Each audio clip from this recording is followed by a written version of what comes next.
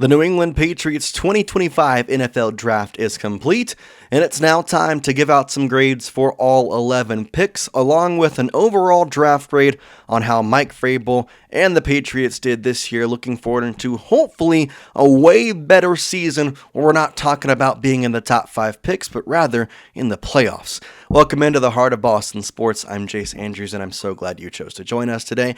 Hit the subscribe button for more content. We're pushing out shorts. We're pushing out everything we possibly can for you, so hit the subscribe button. You won't want to miss what we have upcoming.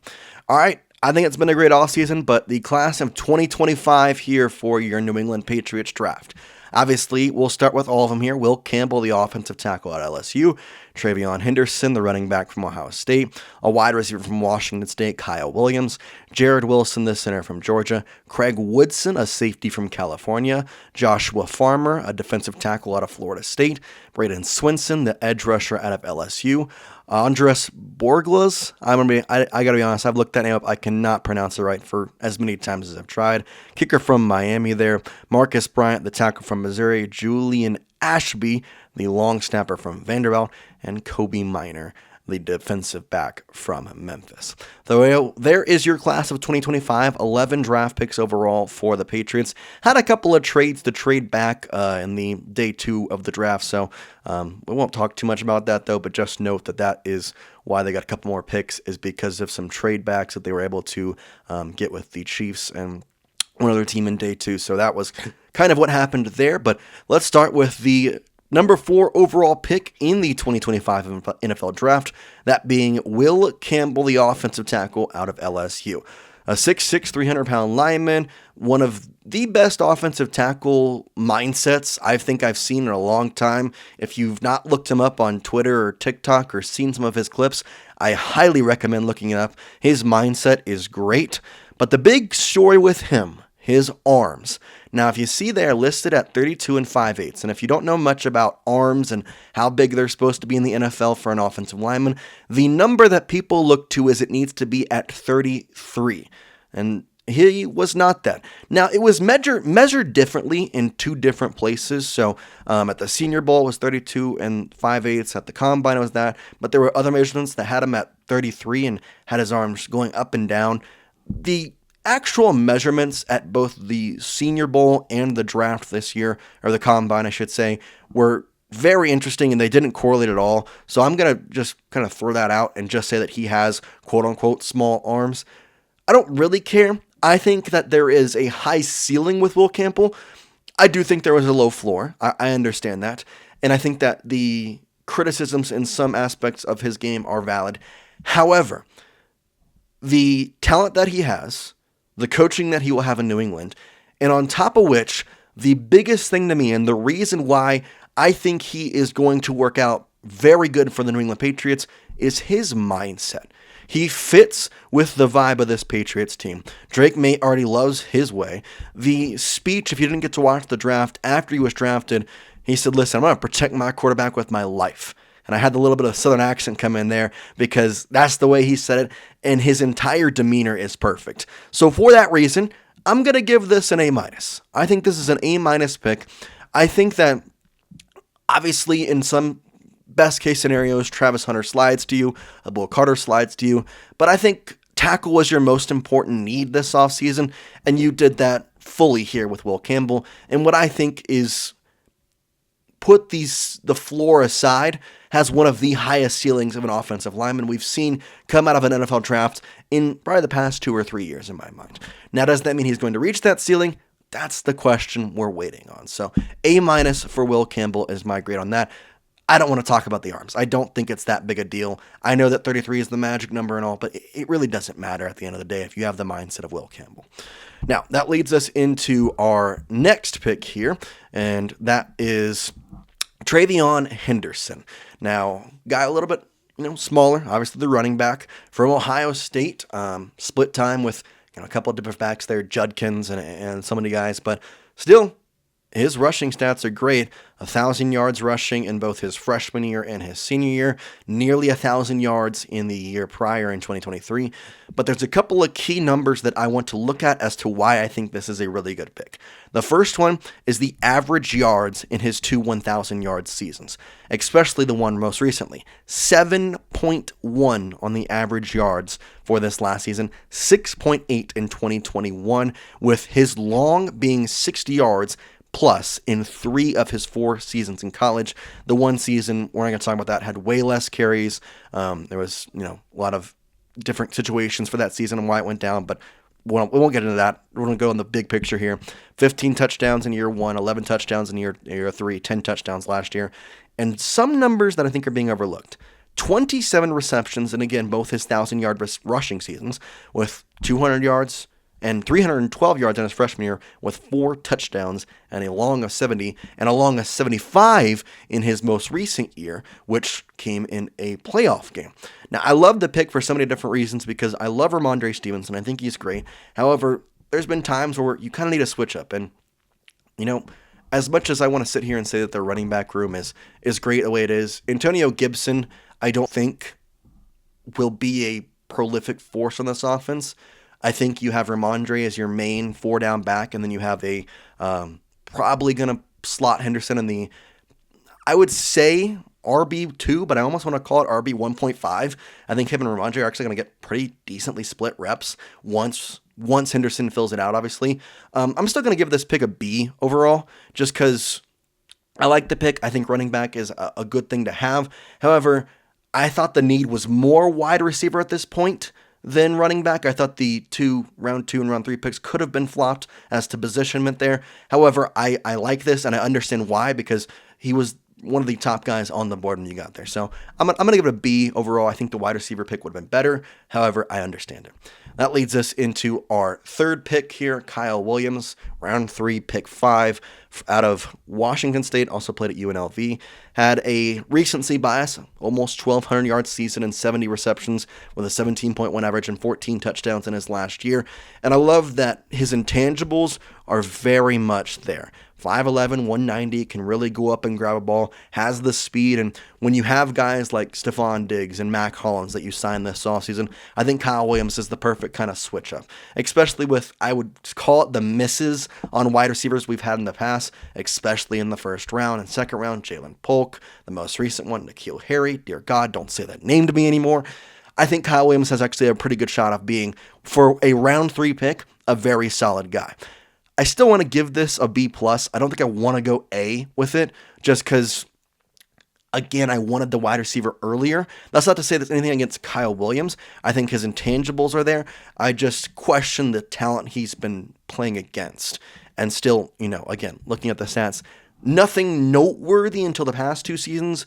Obviously, a little older, playing in 5 years in college. Having the years at UNLV was great. Having a 1,000-yard season plus in his final year, recency bias, and having 17.1 on the average. It's a great time to do it. So I think this is overall a really good pick, but I'm still going to go B+ with it. We'll speed up a little bit here as we'll go with 2 picks at a time now. Jared Wilson, the center from Georgia, round 3, pick 31. And then you have Craig Woodson, the safety out of California. Start here with Wilson.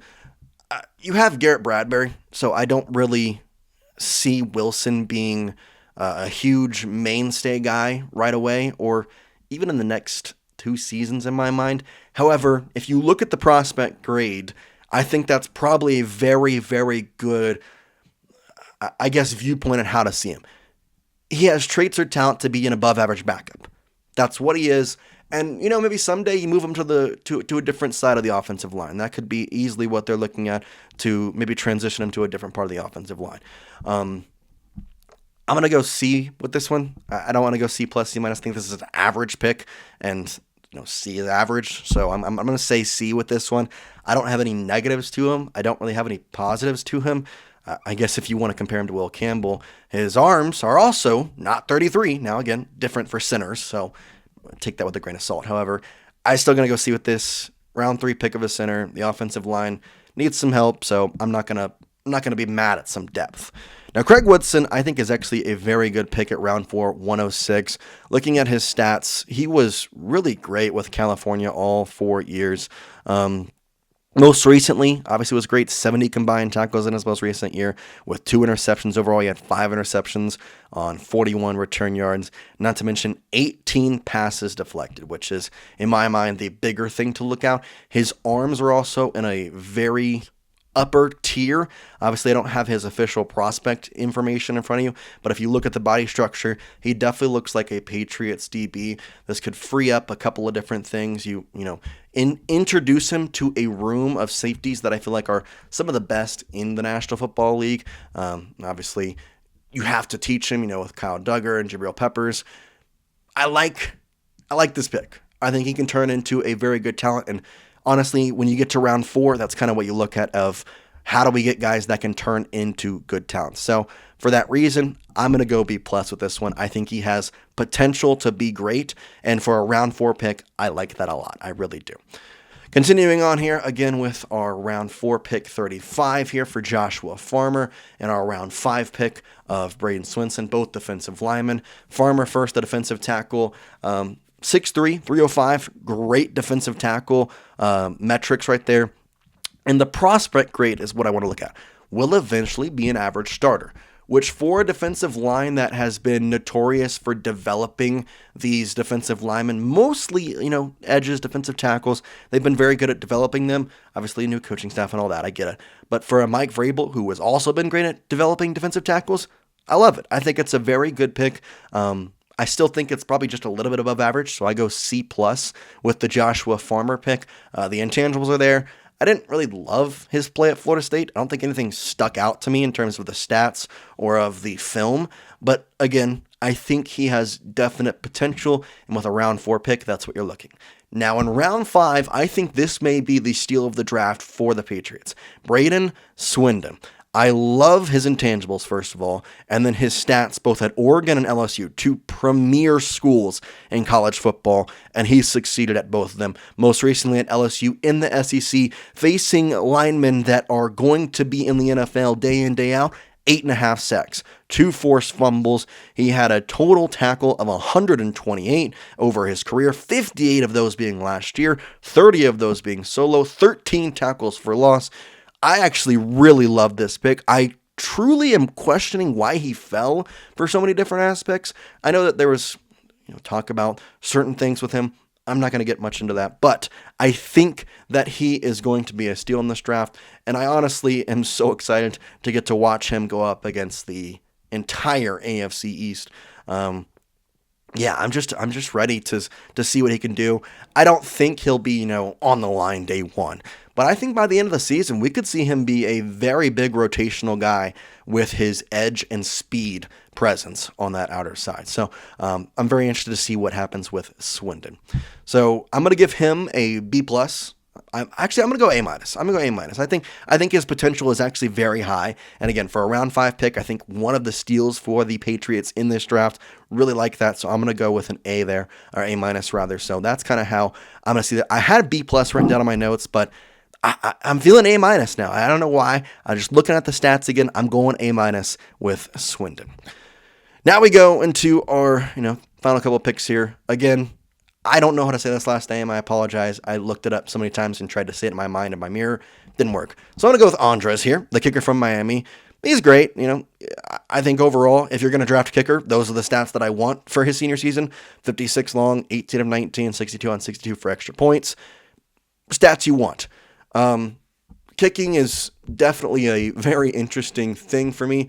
I think obviously it's going to be a fun time. The emphasis on special teams. Andres will probably be the starting kicker in my mind. When you look at who's kicking field goals this year, I think he becomes the starting guy right away. Marcus Bryant, the offensive tackle, also 13 starts at left tackle and a first team All-ACC in 2023. Both these picks I think are average. I mean, taking a kicker in the draft, 6th round, yeah, I guess, but in some ways it's just kind of interesting. However, I think Andres will be great. I'm excited to see him in a Patriots uniform. Also, he's got the swagger. I mean, I know you can't really tell from that picture in some ways, but he has got the vibe of I'm confident, which if I want anything in a kicker, I want the I'm confident kicker. So I'll give Andres a B minus for that purposes. I honestly, in my notes, I have literally written down no reason why he's a B minus, just gives me the vibes of a B minus. So I'll take that. I'll take that for Andres. Marcus Bryant, you fill the offensive line. I think it's an average pick, C. So I'll give it an average pick to Marcus Bryant, a C there for Marcus. That's just kind of how I see both those. The emphasis on special teams is something that I want to get into, obviously, here with our next guys. You have Julian Ashby, who is the long snapper from Vanderbilt, and then Kobe Minor, the cornerback from Memphis. By the way, Patriots getting Mr. Irrelevant. That's kind of cool.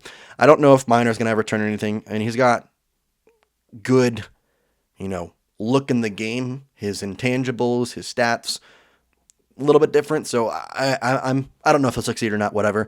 But Ashby, I think when you're in this late, if you're going to try and take people who are actually going to make the roster, special teams is the way to go, and the emphasis on special teams was very much a thing with Andres and now Ashby. So, I like both these picks. I think Ashby, I'll go a little bit higher than average and say C+, because I can't notably give a special teams player more than a B or a B minus. So I'm going to go C+, just because it's a long snapper. That's great. I love that we're putting emphasis on special teams, because that's definitely a game that I hope we're going to be using in late game scenarios. But at the same time, it's just a long snapper. For Bryant, I'm going to go C+ again. I think, again, the ideal purposes for Mr. Irrelevant has positives to him, could turn out to be something big. I think that's exactly what he has. Now, do I know that succeeds? No. So, looking at my overall grade here, I'm going with a B for the Patriots. B to B+ is where it averaged out to here. I think it's a really great draft. I honestly am really in love with some of the picks. If we go back to kind of all of them here, I think some of the picks to look at and note are Braden Swinson. I think Treyveon Henderson is a good pick. However, again, in the second round, interesting. I love the Will Campbell pick. I think his attitude is more than enough to be worthy of drafting him at number 4 overall, and especially since he had 5 sacks in his entire career at LSU, 3 of those being a true freshman. Yeah, plus 24 straight games at one point without allowing a sack. We all know, or if you don't know, go look up his defensive line and offensive line comparison quote, where he basically says if you're giving up a sack a game, you're an Amazon worker, but if you're a defensive lineman getting a sack a game, you're going to the NFL. That's a very good quote to have your offensive lineman say. So I recommend going and look up, if you have any doubts about Will Campbell, looking up some of the things he said about protecting Drake Maye and just overall his mindset going into the NFL. And I think it might change your opinion. But that is my overall grade. I'm going to go with a B, and then I think it's a great offseason is my final point here. Mike Vrabel, I couldn't think of a more perfect hire, just because he is a defensive-minded coach, and with the offense somewhat panning out in the way you like it, Josh McDaniels back. I don't care if he's a horrible coach. He's fine with us for offensive coordinator. Thank you, Raiders. Y'all sucked with them. I don't think he's a great head coach, but I don't care. He is perfect for us for offensive coordinator. You can put him with Drake Maye and Stephon Diggs as a big signee. That's great. The only thing that I think could have made the offseason better is maybe had a couple more trades. There was talk of potentially trading Kendrick Bourne in the draft. Didn't happen, and that's okay. I don't really care if he's on the team or not, is kind of my mindset. So if they traded him, I'm like, okay, cool, what'd we get? They didn't do that, and that's okay. But overall, I think this was a very good offseason, and I'm excited for the season coming up. So what would you grade this draft? Get in the comment section and let me know what you would think. But for now, that is all for me, and I will see you next time here on the Heart of Boston Sports. Appreciate it.